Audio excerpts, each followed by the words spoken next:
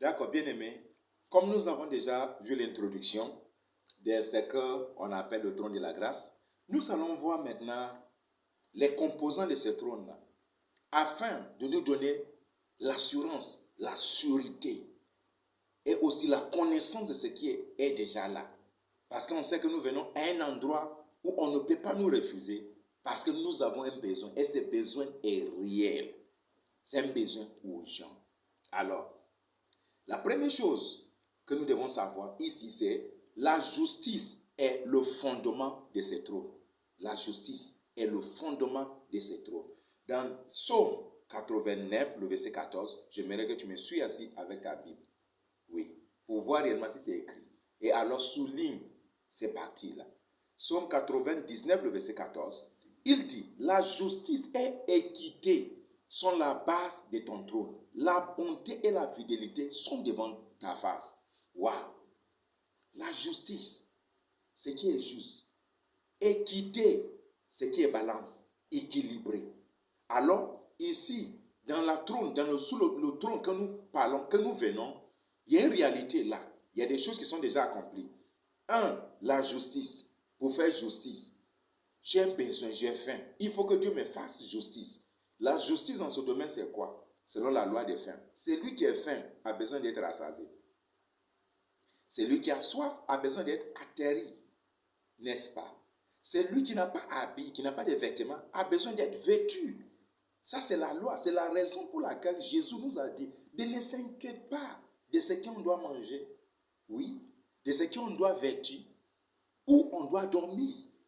Si réellement tu as le ventre, tu n'as pas besoin d'assez prier pour que tu sois nourri. Ton ventre prie déjà, parce que c'est lui qui a besoin de la nourriture.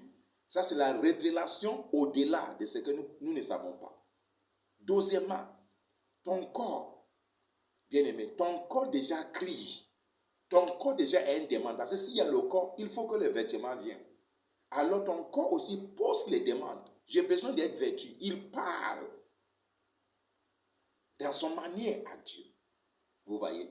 Et aussi maintenant, le corps entier a besoin d'un abri, un endroit où y rester. Mais si tu te sous-charges avec les soucis du monde, il y a des choses que tu ne peux pas voir.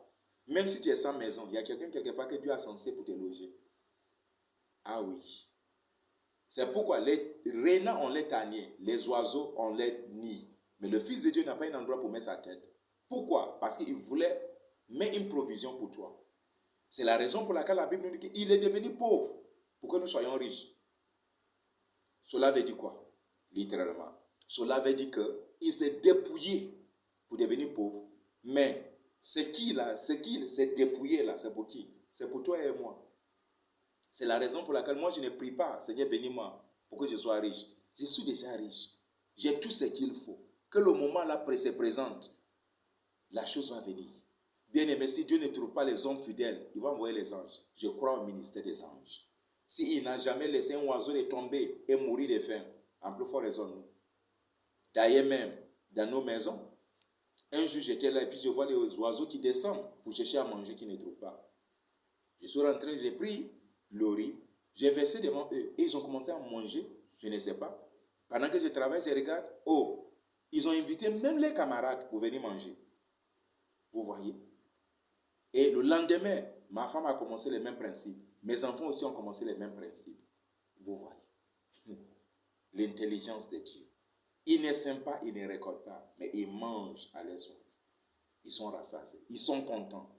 Nous aussi, c'est la même chose. Vous voyez? Et il dit ici maintenant nous savons que le trône là est bâti sur la justice et l'équité. Il faut que le Seigneur me rende justice. Parce qu'il y a des choses qui ne vont pas. Je viens devant lui, rendre-moi justice. Alors, deuxièmement, balance. Il faut que ma vie soit équilibrée. Et troisièmement, la bonté et la fidélité. La bonté, l'abondance, les bonnes choses. Vous voyez? Et dans les bonnes choses-là, Dieu abonde aussi dans la fidélité pour la distribution. Devant sa face. Et quand on vient devant la face de Dieu, la bonté d'abord, nous raconterait la bonté de Dieu. Et sa fidélité qui ne chancelle jamais. Qui est fidèle comme Dieu? Il n'y en a pas. Il est un Dieu fidèle, fidèle à ses promesses. Quand il dit quelque chose, il le fera parce qu'il a le tout pouvoir pour le réaliser.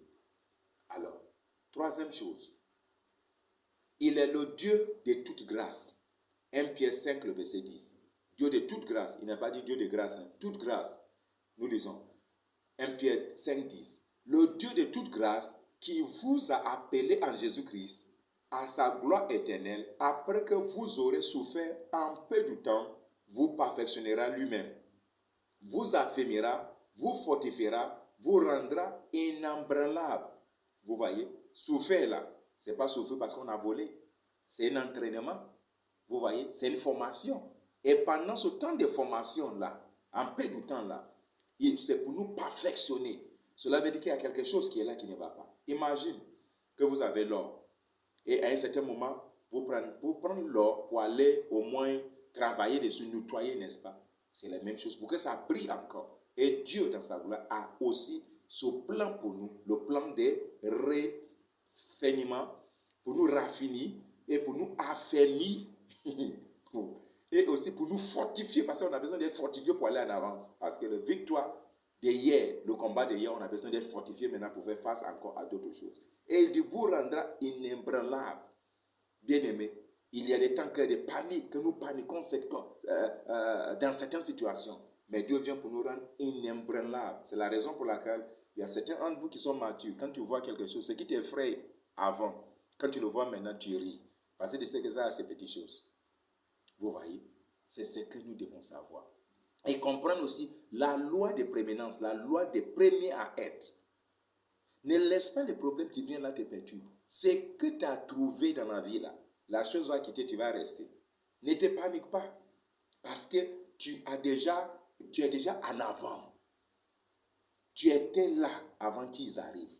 Tu étais là avant que le problème arrive. Tu étais là avant que la maladie arrive. Alors, qui est le premier à être en place? C'est toi.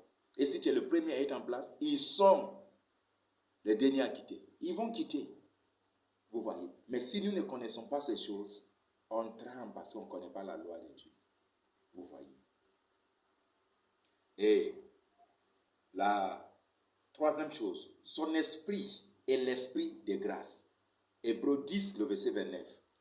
De quel pire châtiment pensez-vous que sera jugé digne celui qui aura foulé aux pieds le Fils de Dieu, qui aura tenu pour profane le sang de l'alliance par lequel il a été sanctifié et qui aura outragé l'esprit de grâce? Nous demandons la grâce. Mais comprendre aussi que l'esprit de grâce est avec nous. Le Saint-Esprit qui est en toi, c'est l'esprit de grâce. L'esprit de faveur. Par lui, on obtient la faveur de Dieu. À cause de lui, on obtient la faveur de Dieu. Vous voyez? Et c'est ce que nous devons comprendre, c'est ce que nous devons savoir. C'est très, très important si nous comprenons des choses. Pour résumer, nous avons pris nos textes en Hébreux 4, le verset 16, Psaume 89, le verset 14, 1 Pierre 5, le verset 10 et Hébreux 10, le verset 29. Bien-aimés, comment aborder le trône de Christ, qui est le trône de grâce? C'est de venir en pleine assurance. Viens avec pleine conviction. Et comprendre aussi que c'est lui qui nous appelle. Il nous appelle de venir. Et nous-mêmes, on peut donner l'invitation de venir vers ce trône-là. Ce trône-là est invisible. Mais quand nous prions, le trône peut s'établir. Rappelle-toi en Apocalypse, il dit, et j'ai vu, et les trônes sont établis.